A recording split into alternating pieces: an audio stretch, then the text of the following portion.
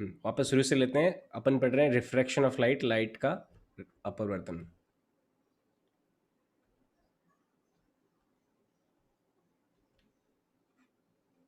Refraction of light, refraction of light, प्रकाश का अपवर्तन।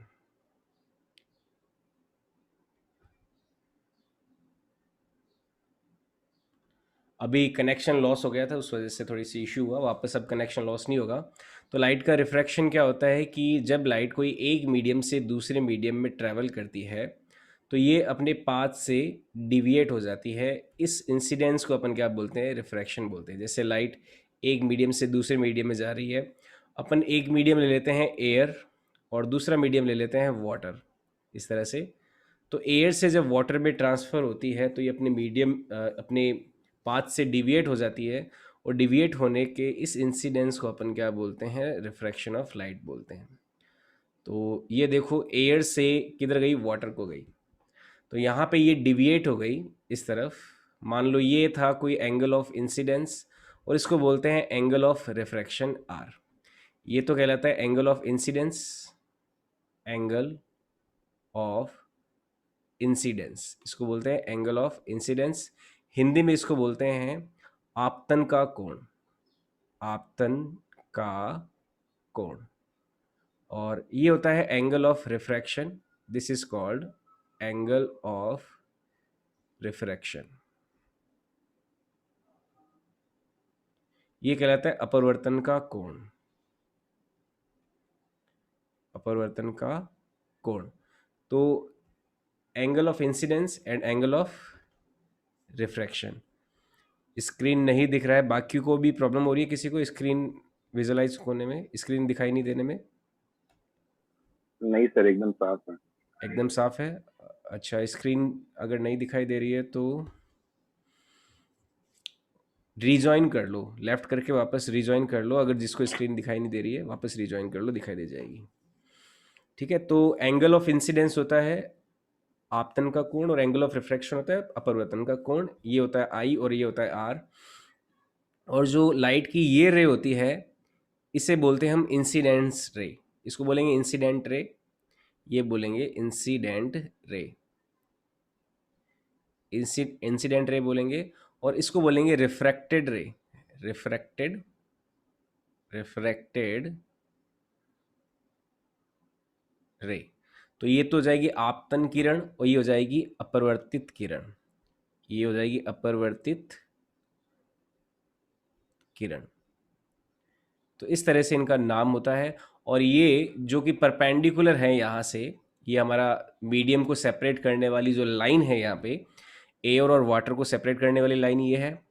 इसको सेपरेट करने वाली लाइन के परपेंडिकुलर डायरेक्शन में जो डायरेक्शन होती है इसे अपन बोलते हैं नॉर्मल।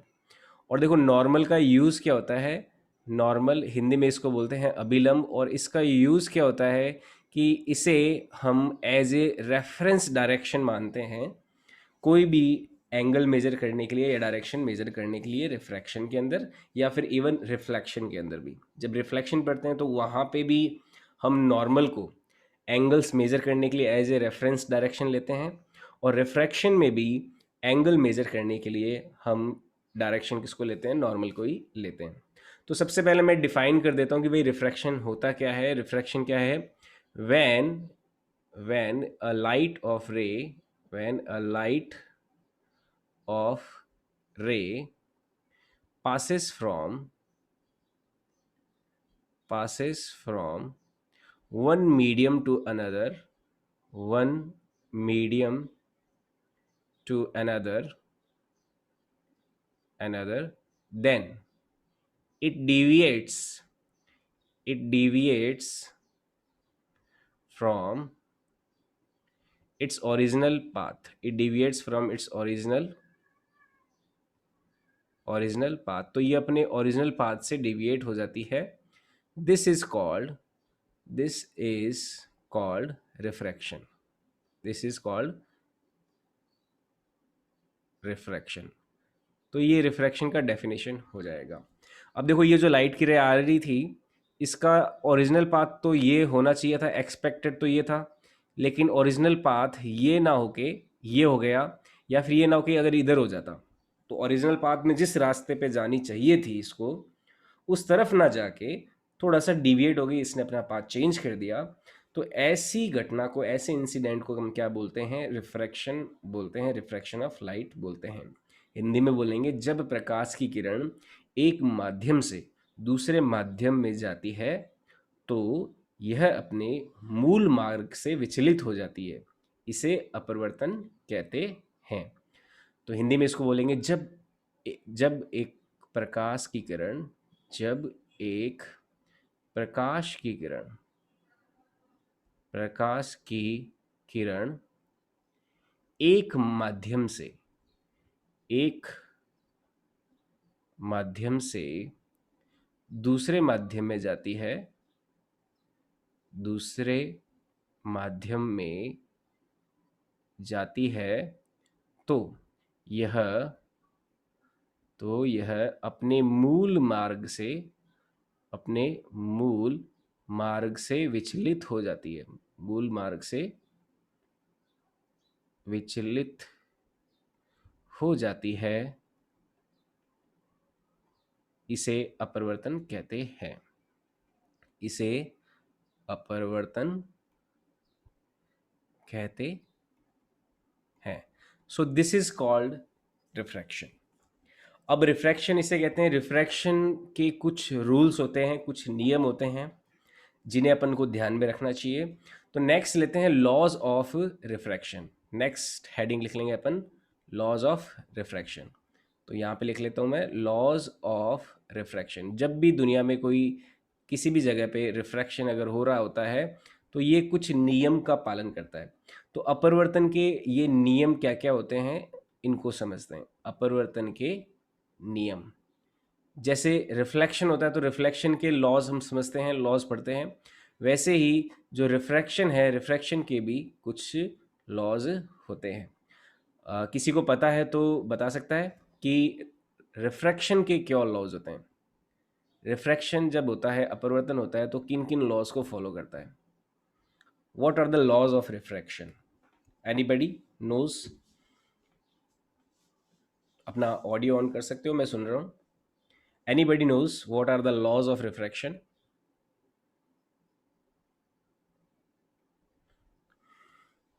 एनीबडी? ओके, कोई नहीं, मैं बता देता हूँ।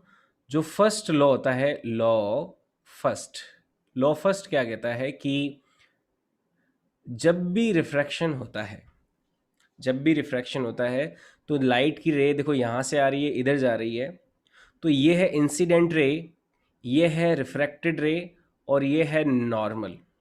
तो फर्स्ट जो लॉ होता है ये कहता है कि रिफ्रैक्शन में इंसिडेंट रे, रिफ्लेक्टेड रे और नॉर्मल तीनों एक ही प्लेन में एग्जिस्ट करते हैं। यानी कि आपतित किरण, अपरिवर्तित किरण और अभिलंब तीनों एक ही तल में होते हैं। इसको कैसे समझेंगे? जैसे ये मान लो इंसिडेंट रे है, आप मेरा वीडियो देख रहे हैं, ये इंसिडेंट रे है, ये रिफ्लेक्टेड रे है, रिफ्रैक्टेड रे है, और ये नॉर्मल इस डायरेक्शन में है। तो ये तीनों एक ही प्लेन में एग्जिस्ट करेंगे। जैसे ये जो प्लेन है, इस प्लेन में एग्जिस्ट करेंगे। ऐसा नहीं है कि इंसिडेंट रे और रिफ्रैक्टेड रे प्लेन से बाहर चले जाएं। ठीक है, ये प्लेन से बाहर नहीं जाएंगे। तो ये इस लॉ का मतलब होता है। तो incident ray, refracted ray and normal all three exist in same plane, ये फर्स्ट लॉ होता है। तो फर्स्ट लॉ क्या होता है? इंसिडेंट रे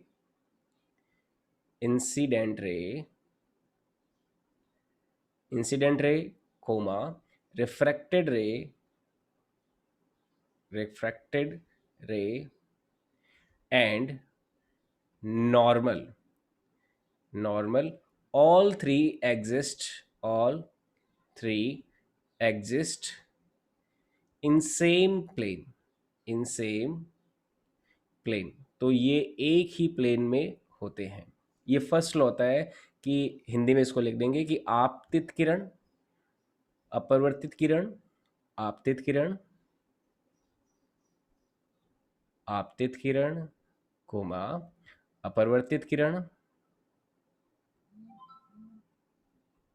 एवं अभिलंब तीनों एक ही तल में, अभिलंब तीनों एक ही तल में होते हैं।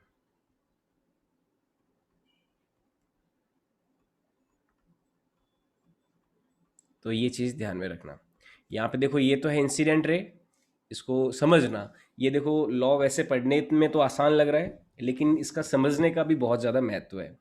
ये देखो इंसिडेंट रे है यहाँ से यहाँ तक, ये है रिफ्रैक्टेड रे, अपवर्तित किरण, क्योंकि एयर से जब वाटर में गया या फिर कोई एक मीडियम से दूसरे मीडियम में गया तो ये अपने ओरिजिनल पाथ से डिविएट हो गया। तो ये इंसिडेंट रे है, ये रिफ्रैक्टेड रे है और ये नॉर्मल है। तो ये तीनों जो है वो एक ही प्लेन में एग्जिस्ट करते हैं। एक प्लेन कैसे हो गया, इस तरह से कोई एक प्लेन हो गया। जैसे एक प्लेन का मतलब क्या हो गया, एक शीट हो गई, जैसे कार्डबोर्ड शीट या कोई भी एक शीट जो होती है वो किसको इंडिकेट करती है, एक प्लेन को इंडिकेट करती है। तो ये तीनों जो है एक ही प्लेन में एग्जिस्ट करेंगे, एक दूसरे से बाहर एग्जिस्ट नहीं करेंगे। तो ये चीज़ ध्यान में रखना है, incident ray, refracted ray and plane normal, all three exist in a same plane, same plane.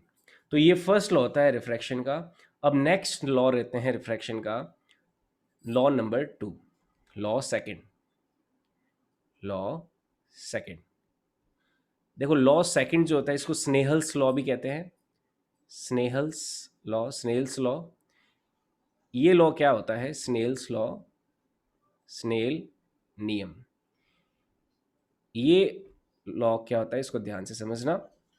ये लॉ क्या कहता है कि जब रिफ्रैक्शन होता है तो रिफ्रैक्शन में जो इंसिडेंट रे है उसकी साइन, इंसिडेंट रे का जो इंसिडेंट एंगल है उसका sine, sine of incident angle and sine of refracted angle, जो इंसिडेंट एंगल है और रिफ्रैक्टेड एंगल है उसका साइन का रेशो जो है, ये रेशो कांस्टेंट होता है। और ये कांस्टेंट रेशो जो होता है सेकंड मीडियम के रिफ्रैक्टिव इंडेक्स और फर्स्ट मीडियम के रिफ्रैक्टिव इंडेक्स के रेशो के बराबर होता है।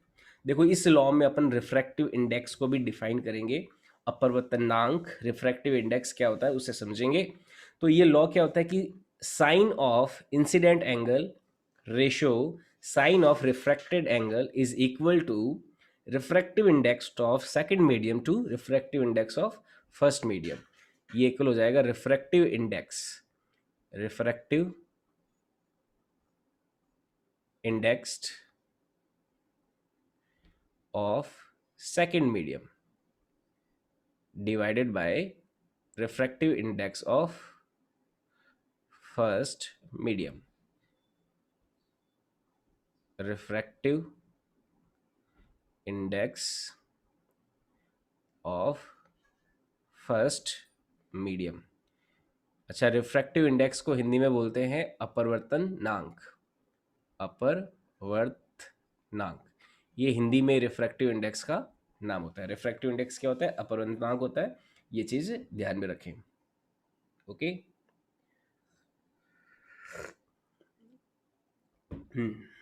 आगे लेते हैं। देखो refractive index of second medium divided by refractive index of first medium.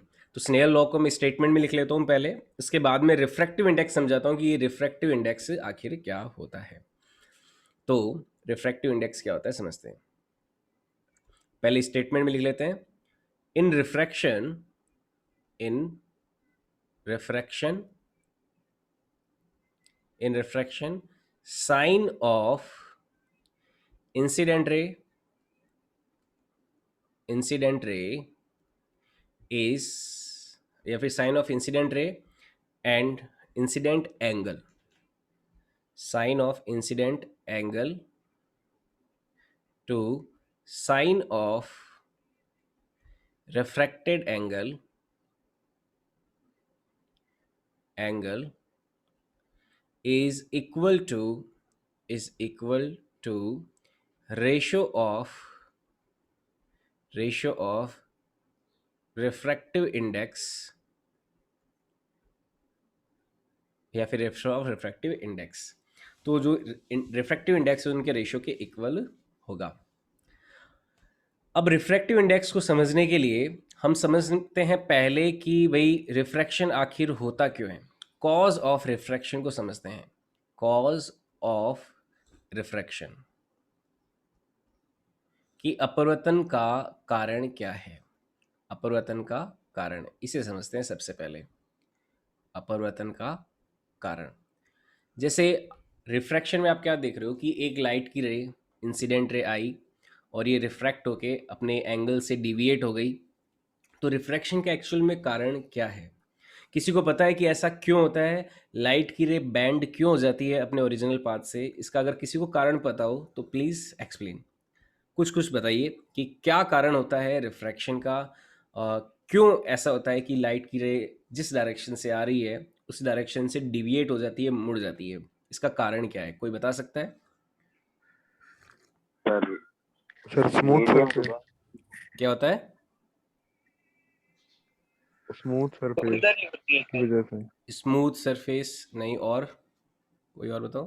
Sir medium की डेंसिटी से फर्क पड़ता है, जैसे एयर से वाटर की ज्यादा होती है वाटर में। मीडियम की डेंसिटी, हाँ कुछ कुछ सही है, और बताओ।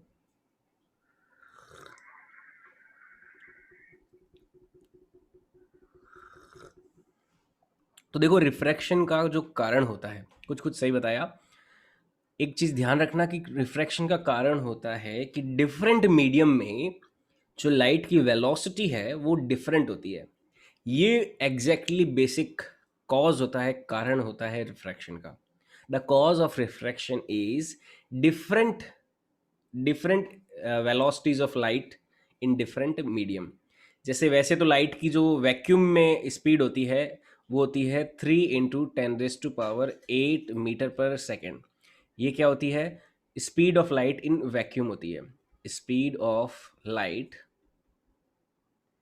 इन वैक्यूम होती है, यानी कि निर्वात में, जहाँ पे कोई मीडियम नहीं होता, वहाँ पे लाइट की स्पीड कितनी होती है?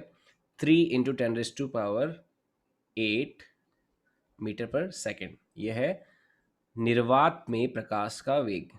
निर्वात में प्रकाश का वेग। और वैक्यूम में लाइट की स्पीड मैक्सिमम होती है। बाकी जितने भी दूसरे आपके मीडियम होते हैं, जितने भी दूसरे माध्यम होते हैं, वहाँ पे लाइट की स्पीड इससे थोड़ी कम रहती है। और यही कारण होता है लाइट के रिफ्रैक्शन का। प्रकाश के अपवर्तन का कारण क्या है? अलग अलग माध्यम में प्रकाश का वेग भिन्न भिन्न होता है, अलग अलग होता है। लाइट की स्पीड एयर में अलग होगी, लाइट की स्पीड वाटर में अलग होगी, लाइट की स्पीड जो ग्लास है, कांच है, उसमें भी अलग होगी। तो कॉज ऑफ रिफ्रैक्शन बहुत ही इंपॉर्टेंट नोट है, ये ध्यान में रखना। कॉज ऑफ रिफ्रैक्शन क्या होता है कि बहुत ही इंपॉर्टेंट पॉइंट लिखवा रहा हूं कि cause of refraction is the speed of light, the speed of light, the speed of light is different different in different mediums, different mediums। तो अपवर्तन का कारण क्या होता है कि प्रकाश का वेग अलग अलग माध्यम में अलग अलग होता है, ये इसका कारण है। प्रकाश का वेग, प्रकाश का वेग अलग अलग माध्यम में, अलग अलग माध्यम में अलग अलग होता है, अलग अलग होता है। अब सवाल ये उठता है कि ठीक है, डिफरेंट होता है, अलग अलग मीडियम में अलग अलग होता है, ठीक है, प्रकाश का वेग अलग अलग माध्यम में अलग अलग होता है, ये बात समझ में आ गई। लेकिन इससे रिफ्रैक्शन क्यों हुआ? लाइट में एक जो रोटेशनल इफेक्ट, देखो लाइट क्या हो रही है, बैंड हो रही है ना, तो लाइट में कोई रोटेशनल इफेक्ट आ रहा है। जैसे लाइट की रे यहाँ पे इस डायरेक्शन में ऐसे आ रही थी, अब लाइट इस डायरेक्शन में रोटेट हो गई, थोड़ा सा रोटेशन आया ना, जैसे आप यहाँ पे देख सकते हो कि लाइट की जो डायरेक्शन थी उसमें इस तरफ रोटेशन आ गया। तो ये रोटेशनल इफेक्ट कैसे आया होगा, है ना? लाइट जैसे ऐसे चल रही है, चलते चलते जो लाइट की रे है थोड़ी सी इधर टिल्ट हो गई, तो टिल्ट हो गई तो यानी कि रोटेशनल इफेक्ट आ गया, कोई घूर्णन हो गया। अब रोटेशनल इफेक्ट वेलोसिटी में डिफरेंट होने की वजह से कैसे क्रिएट हो सकता है, ये भी बहुत इंपॉर्टेंट पॉइंट है। देखो जितनी भी बुक्स वगैरह होती है उसमें सीधा यही बात लिखी रहती है कि भाई रिफ्रैक्शन का जो कारण है कॉज है वो ये है कि लाइट की जो वेलोसिटी है वो डिफरेंट मीडियम में डिफरेंट होती है बस। लेकिन कोई भी एक्चुअल में ये नहीं एक्सप्लेन करता कि ऐसा होता क्यों है फिर। मतलब ये तो समझ में आ गया कि डिफरेंट है, तो फिर लाइट बैंड कैसे हुई, ये कारण और अपन को सोचना होगा, यहाँ पे समझना होगा। ठीक है, तो इस पे आप थोड़ा सा सोचिए और बताइए कि लाइट की वेलोसिटी डिफरेंट होने की वजह से रिफ्रैक्शन क्यों हो रहा है, मतलब लाइट बैंड आखिर हो क्यों रही है यहाँ पे फिर भी। मतलब ये तो बात सही है कि भाई वेलोसिटी डिफरेंट है, तो डिफरेंट होने से एक रोटेशनल या फिर एक टिल्टिंग या फिर एक डिविएशन वाला इफेक्ट कैसे क्रिएट हो गया, है ना। तो इसके बारे में थोड़ा सा सोचिए और मुझे बताइए कि क्या कारण रहा होगा वेलोसिटी डिफरेंट होने से लाइट का रोटेट होना, बताइए।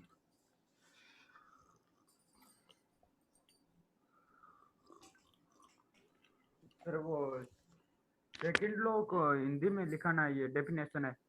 अच्छा, हिंदी में क्या, स्नेल्स लॉ? स्नेल्स लॉ वाली डेफिनेशन है ना, ये आपने लिखा है, हिंदी में लिखाना। हाँ मैं लिखता हूँ, अभी लिखता हूँ। देखो ये हिंदी में इसका लिख लेना कि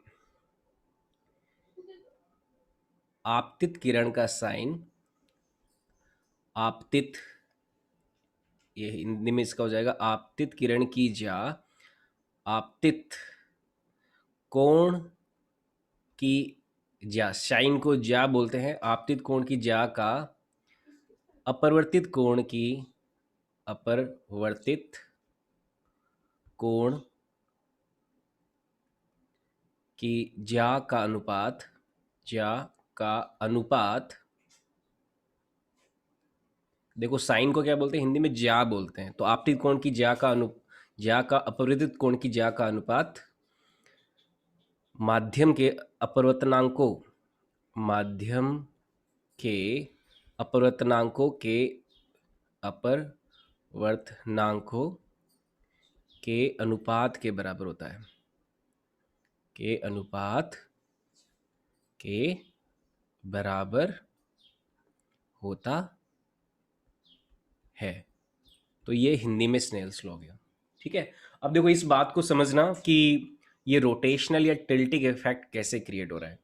तो इस बात को समझाने के लिए मान लो मैं एक इंक्लाइंड प्लेन लेता हूँ, ये मान लो इंक्लाइंड प्लेन है, और इस इंक्लाइंड प्लेन पे मैं कोई इस तरह का ऑब्जेक्ट गिराता हूँ, जैसे ये इंक्लाइंड प्लेन है, और इस इंक्लाइंड प्लेन पे ये नीचे से इधर ऐसे ऑब्जेक्ट गिरेगा, ऐसे गिरने वाला है। देखो जब गिरेगा तो गिरने पे देखो थोड़ा सा इसको ध्यान से समझना, मैं इस ऑब्जेक्ट के गिरने के पॉइंट, इसके दो पॉइंट दे देता हूँ। मान लो ये पॉइंट जो है ये पॉइंट ए है, और ये पॉइंट जो है ये पॉइंट कोई बी है। अब गिरते समय देखो ध्यान से समझना क्या होगा, जो लाइट का अलग अलग मीडियम में वेलोसिटी डिफरेंट होने से रोटेशनल इफेक्ट क्यों हुआ, इस बात का ये एक्सप्लेनेशन है। तो ध्यान से समझना, बहुत ही इंपॉर्टेंट चीज़ है, आपको हर जगह नहीं मिलेगी। तो देखो यहाँ पे ये जब ब्लॉक नीचे की ओर आ रहा है, जैसे यहाँ पे ये ए पॉइंट है, ये बी पॉइंट है, जब ये फॉल होगा फॉल होगा फॉल होगा, तो मैं इस पॉइंट की बात करता हूँ। यहाँ पे जब आ जाएगा ये, तो आपका ए पॉइंट यहाँ पे है, ये ए पॉइंट हो गया, और ये बी पॉइंट हो गया। अब यहाँ पे जब आता है तो सबसे पहले बी हिट करेगा इस पॉइंट को। इंक्लाइंड प्लेन जो है हमारा, इंक्लाइंड ये जो सरफेस है, ये इंक्लाइंड सरफेस है कोई, इस इंक्लाइंड सरफेस को बी पहले हिट करेगा, ए बाद में हिट करेगा। अब बी के हिट करते ही बी की वेलोसिटी क्या हो जाएगी, अगर मैं वेलोसिटी की बात करूं, जैसे ए इधर कोई वेलोसिटी से आ रहा था, ये कोई मान लो वेलोसिटी ऑफ ए हो गई, और बी कोई वेलोसिटी से आ रहा था, मान लो ये हो गई वेलोसिटी ऑफ बी। स्टार्टिंग में ए की वेलोसिटी और बी की वेलोसिटी दोनों बराबर थी। जब यहाँ पे जब आए तो velocity of A was equal to velocity of B इस केस में। लेकिन जैसे ही ये ब्लॉक इस इंक्लाइंड प्लेन, ये जो झुका हुआ तल है, इस तल को टक्कर मारता है, तो ए पॉइंट का वेलोसिटी और बी पॉइंट के वेलोसिटी में डिफरेंस आ जाएगा। जो ए पॉइंट का वेलोसिटी है ये ज़्यादा हो जाएगा बी पॉइंट के वेलोसिटी से। हालांकि बी पॉइंट का वेलोसिटी टक्कर के तुरंत बाद जीरो भी हो रहा है, तो अपन कह सकते हैं यहाँ पे कि ए का वेलोसिटी बी से ज़्यादा हो गया। देखो वेलोसिटी ज़्यादा होते ही क्या होगा, ये जो ब्लॉक है ये ब्लॉक ऐसे टिल्ट कर जाएगा, ये ऐसे टिल्ट कर जाएगा ना, ये ब्लॉक ऐसे टिल्ट कर जाएगा, ये रोटेट हो जाएगा। आप ये समझ सकते हो, होगा या नहीं होगा, बताओ, ये चीज़ समझ में आई। यहाँ पे क्या हो रहा है कि एक ब्लॉक जो है उसके जो किनारे के पॉइंट है, उन किनारे के पॉइंट्स की वेलोसिटी अगर डिफरेंट हो जाती है तो उस ब्लॉक में एक रोटेशनल का इफेक्ट आ गया, एक टिल्ट होने का इफेक्ट यहाँ पे क्रिएट हो गया। अब देखो टिल्ट होने का इफेक्ट क्रिएट हो गया तो आप ऐसे समझिए जैसे लाइट की रे जो आ रही थी कोई इधर ऐसे आ रही थी और इसका कोई ना कोई ऐसे विड्थ रहा होगा, कुछ लाइट की रे इधर ऐसे आ रही होगी, ऐसे इस तरह से, इस तरह से ऐसे आ रही थी। अब ये आ रही थी तो यहाँ पे जब पहुंची ये लाइट की अलग अलग रेस, तो ये वाली जो रेज है, इधर वाली किनारे वाली रेज, इनकी वेलोसिटी कम हो गई और इनकी वेलोसिटी ज़्यादा हो गई। तो जैसे इस ब्लॉक में एक रोटेशनल इफेक्ट क्रिएट हुआ है, क्योंकि इस ब्लॉक के टर्मिनल पॉइंट्स की जो वेलोसिटी है वो डिफरेंट है, इस वजह से एक ब्लॉक में रोटेशनल जो इफेक्ट क्रिएट हुआ है, यही कारण है जो लाइट की रेज होती है उन लाइट की रेज में भी एक रोटेशनल इफेक्ट क्रिएट हो जाता है। तो इस वजह से जो लाइट की रे है सीधी जाती हुई थोड़ी अपने ओरिजिनल पाथ से टिल्ट हो जाती है। तो ये कारण होता है रोटेशनल यानी कि टिल्टिंग इफेक्ट क्रिएट होने का वेलोसिटी के डिफरेंट होने की वजह से। अब जैसे आपका जो रिफ्रैक्शन है, जैसे मैं इसको रिफ्रैक्शन से लिंक और ज़्यादा अच्छे से करता हूँ। जैसे मान लो ये दोनों मीडियम को सेपरेट करने वाला प्लेन है। अब यहाँ पे जो लाइट की रे है इस तरह से आ रही है, मान लो यहाँ से ऐसे आ रही है इस तरह से, ठीक है। तो ये जो पार्ट है इतना, इस पार्ट को बोलते हैं वेव फ्रंट ऑफ लाइट। ये अपन वैसे वेव ऑप्टिक्स वाला चैप्टर होता है उसमें पढ़ते हैं। इसे अपन लाइट का वेव फ्रंट बोलते हैं, इसको बोलते हैं wave front of light, wave front of light बोलते हैं इसको। हालांकि ये जो नेक्स्ट चैप्टर होता है रे के बाद में अपन वेव ऑप्टिक्स की तरफ जब जाते हैं तो उसमें भी ये आता है वेव फ्रंट ऑफ लाइट। इसको हिंदी में बोलते हैं प्रकाश का तरंगाग्र, प्रकाश का तरंगाग्र, ठीक है। वेव फ्रंट ऑफ लाइट है ये। एक तरह से क्या है, ये लाइट पूरी कंबाइन जो रेज का जो कंबाइंड फॉर्म है उसको वेव फ्रंट बोल रहे हैं। तो आप यहाँ पे देख सकते हो कि यहाँ से यहाँ तक तो वेलोसिटी कॉमन है, फिर यहाँ से जो आगे रेज आएगी ये रे और ये रे, यहाँ पे ये जो इतनी सारी रेज है, यहाँ वाली ये रेज, यहाँ से देखो मैं यहाँ तक तो देखो रेज कॉमन आ रही थी, लेकिन ये वाली जो रेज है इन रेज की वेलोसिटी डिफरेंट हो जाएगी। यहाँ पे ये रेज की जब वेलोसिटी डिफरेंट होगी तो डिफरेंट होते ही, क्योंकि एक ऑब्जेक्ट के अगर मैं दो पार्ट ले लूँ और उन दोनों पार्ट्स का वेलोसिटी अगर डिफरेंट हो जाता है तो उसमें एक रोटेशनल इफेक्ट क्रिएट हो जाता है। और यहाँ पे जो लाइट का ये वेव फ्रंट है, वेव फ्रंट के इतने पार्ट का वेलोसिटी डिफरेंट हो गया। ये जो पार्ट है इस पार्ट का वेलोसिटी डिफरेंट हो गया तो ये पार्ट का वेलोसिटी स्लो हो गया। तो स्लो होते ही ये क्या हो जाएगा, यहाँ पे इसमें एक रोटेशनल इफेक्ट क्रिएट हो जाएगा। अगर मान लो ये ज़्यादा होता तो रोटेशनल इफेक्ट ऐसे क्रिएट होता, तो लाइट की जो रे है वो अपने ओरिजिनल पाथ से डिविएट हो जाती, या तो डिविएट होती या फिर अपने ओरिजिनल पाथ की ओर मुड़ जाती। तो इस पार्ट का वेलोसिटी डिफरेंट है यहाँ पे, और डिफरेंट होने की वजह से क्या होगा, ये लाइट रोटेशनल इफेक्ट क्रिएट हो जाएगा। इसको आप एक रॉड के एग्जांपल से भी समझ सकते हो। जैसे एक ये रॉड है, मान लो इस रॉड में भी अगर अपन ये देखें कि इस पॉइंट का वेलोसिटी और इस पॉइंट का वेलोसिटी ये वी ए और वी बी है। मान लो यहाँ पे मैं एक रॉड ले लेता हूँ और रॉड में दो पॉइंट है, एक पॉइंट है ए और एक पॉइंट है बी। ये इस ए पॉइंट का वेलोसिटी है वी ए और बी पॉइंट का वेलोसिटी है वी बी। अगर दोनों पॉइंट्स का वेलोसिटी इक्वल होता, V A is equal to V B होता, तो ये क्या रॉड रोटेट करती? ये रॉड रोटेट नहीं करती, सीधा सीधा ऐसे चलती हुई आती। लेकिन अगर एक का वेलोसिटी दूसरे से ज़्यादा या कम है तो ये ऐसे रोटेट करने लगेगी, ऐसे, है ना। तो वी ए बराबर वी बी है तो नो रोटेशन, कोई घूर्णन नहीं, नो रोटेशन, कोई रोटेशन नहीं होगा। लेकिन वी ए अगर ज़्यादा है वी बी से, तो वी ए ज़्यादा है वी बी से तो रोटेशन कैसा होगा, इस तरह से हो जाएगा। देखो वी ए ज़्यादा है वी बी से तो रॉड ये ऐसे रोटेट हो जाएगी इस तरह से, ठीक है, ऐसे रोटेट हो जाएगी। कौन से केस में? अगर वी ए ज़्यादा होता वी बी से।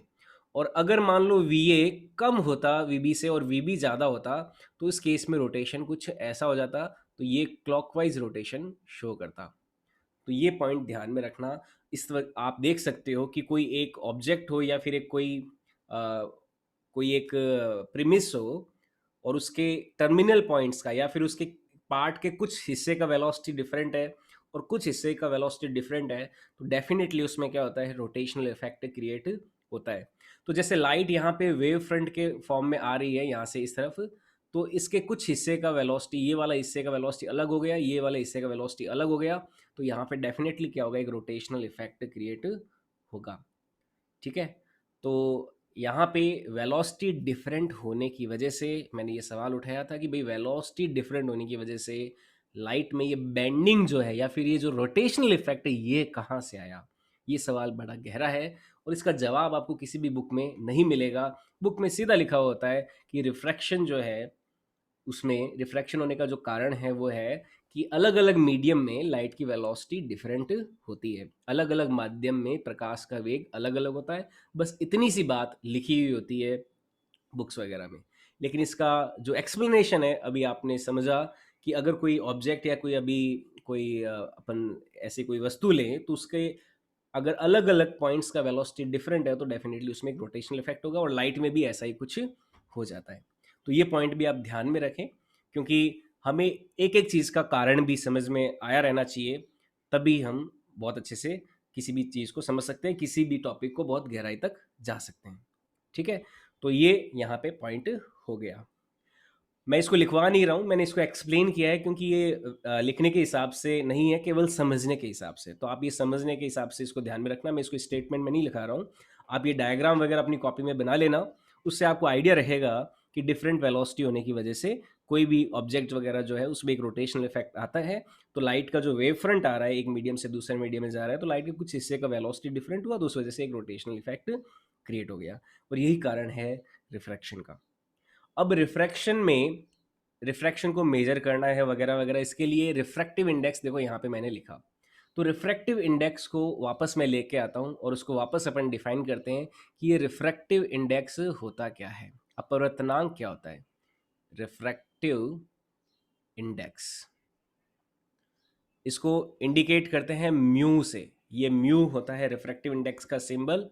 हिंदी में बोलते हैं इसको अपवर्तनांक, अपवर्तनांक, ये होता है रिफ्रैक्टिव इंडेक्स। ठीक है, तो क्या होता है रिफ्रैक्टिव इंडेक्स, इसको डिफाइन देखो ऐसे कुछ करते हैं।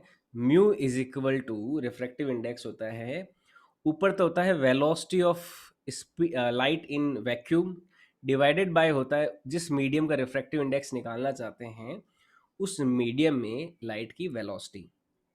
रिफ्रैक्टिव इंडेक्स का डेफिनेशन क्या होता है, ratio of velocity of light in vacuum divided by velocity of light in that medium. जिस माध्यम में हम अपवर्तनांक निकालना चाहते हैं उस माध्यम में उस माध्यम के लिए ऊपर तो रहेगी velocity of light in vacuum, निर्वात में जो वेग है प्रकाश का वो तो ऊपर रहेगा, और नीचे कौन आएगा, velocity of light in that medium, उस माध्यम में प्रकाश का वेग। ठीक है, तो ऊपर तो आ जाएगा velocity of light in vacuum, velocity of light in vacuum, यानी कि निर्वात में प्रकाश का वेग, divided by velocity of light in medium, velocity of light in medium, तो किसी मीडियम में लाइट का वेग।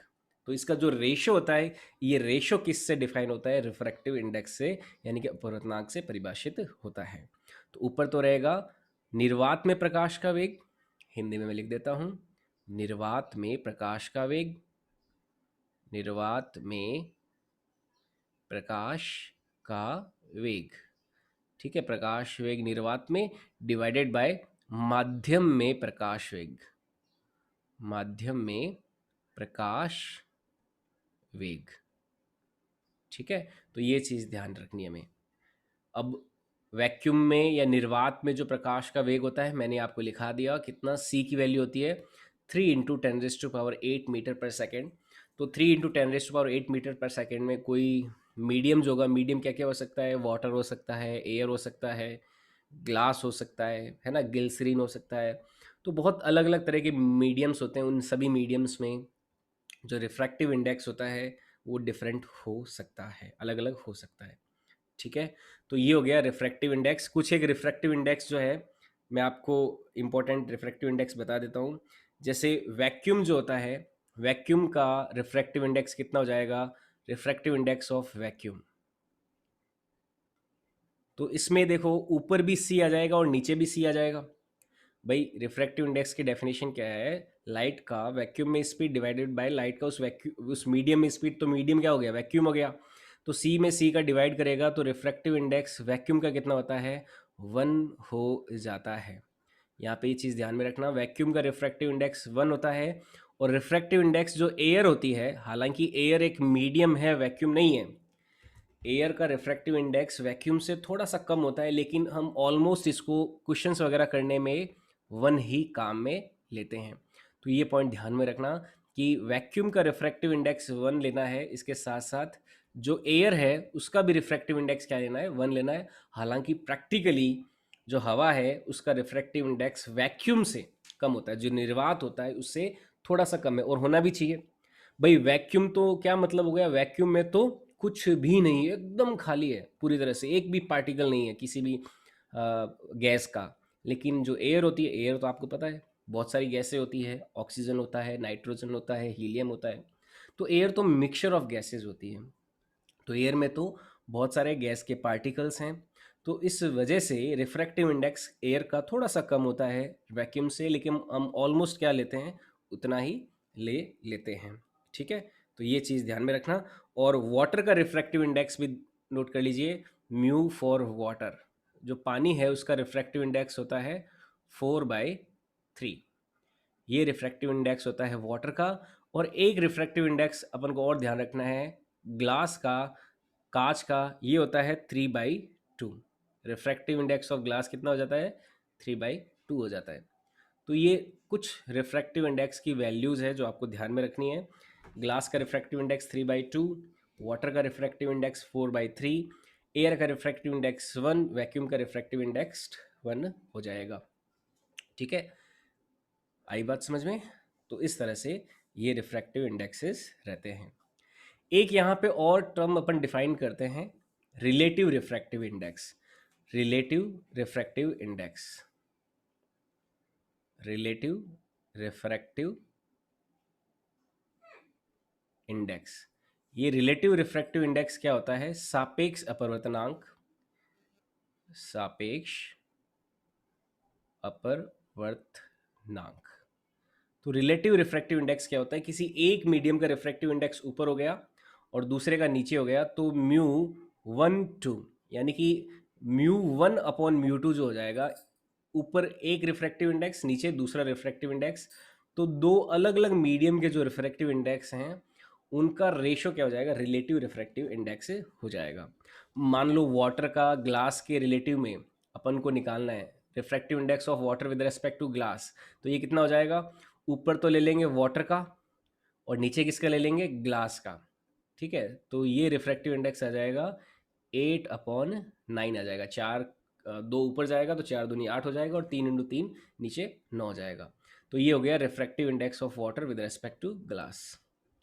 ठीक है, तो ये ध्यान में रखना है। अभी वैसे आज की क्लास का टाइम हो चुका है, तो आज की क्लास में अपन इतना ही रखते हैं। यहाँ से आगे अपन कल की क्लास में पढ़ेंगे, और आज के लिए इतना ही रखते हैं। ठीक है, कल मैं केमिस्ट्री की क्लास लूँगा। अभी एक दिन केमिस्ट्री और एक दिन फिजिक्स की क्लास रहेगी।